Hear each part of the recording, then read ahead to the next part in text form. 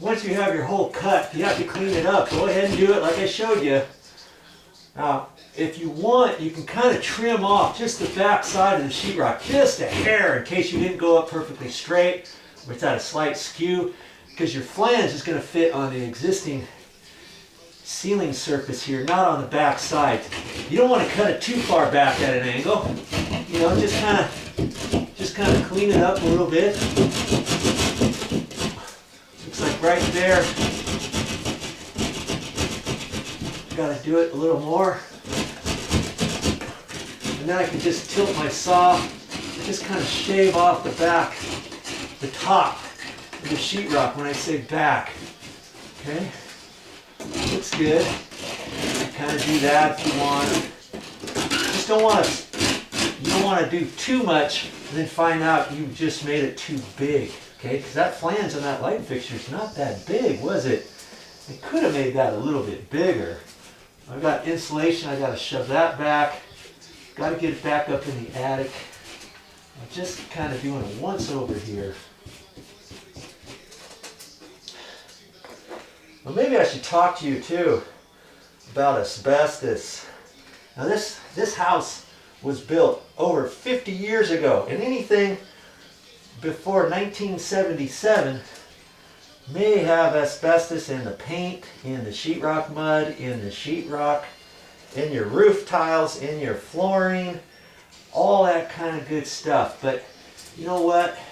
I'm only cutting small little holes. I've only got a few. If I was doing a major remodel job and I had to tear out the whole ceiling area and move walls and all that kind of stuff, your place that you're remodeling, if it's older than 1977, you know you're going to do a major renovation, or even just a kitchen, bathroom, bedroom, closet, whatever.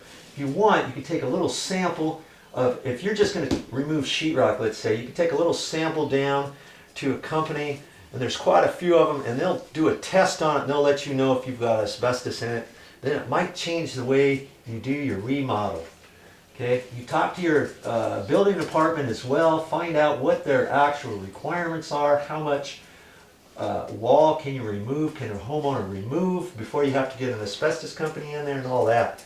But because we're only doing a few holes, I'm not doing that. And this hole here looks a little bit bigger than that, but that was an exhaust fan, and most of that was already cut out. It was a big hole about maybe 8 or 9 inches in diameter, and I cleaned up the edges to get a patch area in there. Okay, and that's the extent of my patching. Okay, things to think about when you remodel. We're getting there. We've got 4 of our holes cut, and now I've got to cut a hole in this one here, but you know what? There's nothing here. Now, what am I going to do with that? You could go to the store. If you had something like that, you know you're going from rough to rough, which means the existing ceiling joist before sheetrock, you could get one of these that has some bars on it, and that's for rough construction, and you put those up first before you cut in and install your sheetrock. Well, we don't have any of those. I'm going to end up putting a cut-in, one of these in there. We got 5 of these, and by golly, I'm not going back to the store. I'm replacing that with something else. So how are we going to do that? Well, how would you do it? Well, we gotta make this patch anyways, right? So I just put this plastic up because I didn't want the stuff in the attic coming down in here the other night. Okay, so what I'm going to end up doing, here's my old brackets from that old exhaust fan, and they're going to be okay. They're going to be up above the ceiling area. Push that up a little bit like that. And so what I'm going to end up doing is, the existing ceiling joist is right there, and I need it to be 3/4 of an inch away from that. Remember? Okay, well, now my tab is going to hit next to that. And I don't think that's going to work. So what I'm going to have to do is, I already put sheetrock backing up here because I wasn't thinking, was I? I didn't realize my light was going to go right here. So what I'm going to do is I'm going to take this off. Just this one piece of sheetrock backing. And I'm going to cut this existing sheetrock back to the center or just beyond the center of this ceiling joist. So I got sheetrock backing for the square that I'm going to cut. Okay. Then after I cut my patch, I'm going to hold it up there or whatever. I can measure off the edge exactly where it goes and take a couple measurements on it, and I can put my template on the piece of sheetrock before I install it, right? Then I can cut it from down below. I could do it that way, or I could install my piece of sheetrock and then cut it. But I'm not going to have much holding the sheetrock over here, so I'm going to do something slightly different. Okay, I'm going to do that, but I also want this to support the light fixture. I'm hardly going to have any little bit of sheetrock here holding the can at this corner, right? So I've got a little trick in mind.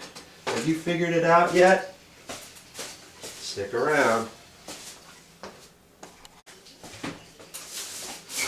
First thing I've got to do is I'm going to take that little piece of sheetrock backing out, and another good reason to put this stuff in with sheetrock screws in case you need to take it back out.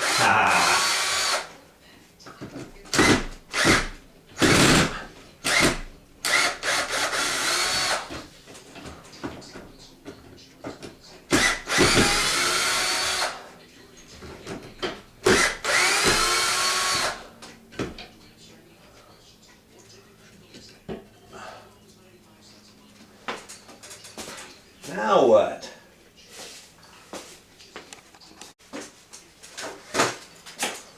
For me to cut this piece of sheetrock in here, I need backing over here. So because I don't have any, because I want my light fixture fairly close over here, 3/4 of an inch off, I'm going to cut the sheetrock off of the existing ceiling joist.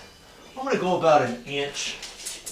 I'm going to measure over 1 inch. Like so, and I can just take a couple lines along here. If you didn't want to do that, you could take a straight edge, and here's my backing I had up there, and I can hold that like that, and I can do that. Okay. Now I could score that.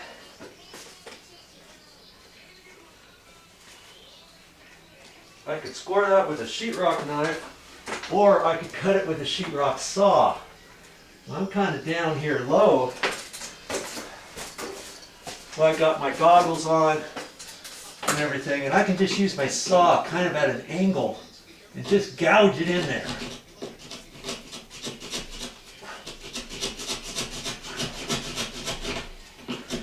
I don't generally like doing patches this way, but because it's just a small little piece, I can do it. A lot of times you're going to find you're going to hit a sheetrock nail on there. It could loosen up the next piece, especially if you have a long piece. Then you try to re-nail it, and the edge cracks off and all that. Okay? But in this case, it's a necessity.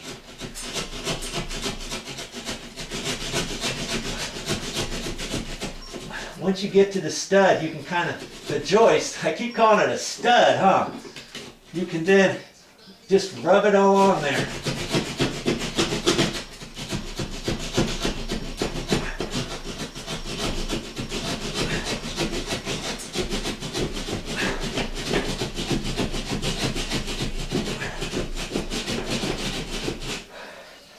When you get tired of that, if you don't want to do it that way, you can take your sheetrock knife and you can score it carefully, and eventually you're probably going to hit a nail, and you're going to have to score this, oh, I don't know, 20 times, 10 times, depends how strong you are and how strong your back is and all that. And up over your head, just not something Joe wants to do. I just don't want to do that.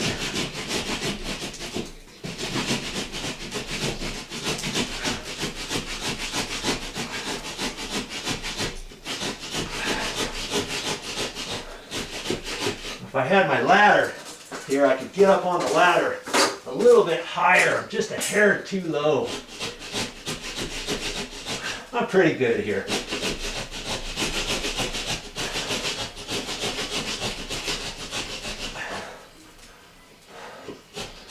Boy, doesn't seem like I ate my Wheaties this morning.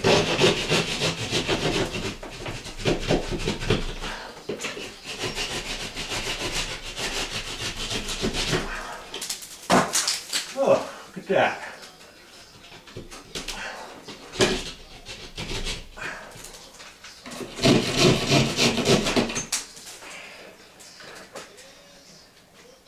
At that point, you get your sheetrock knife up in there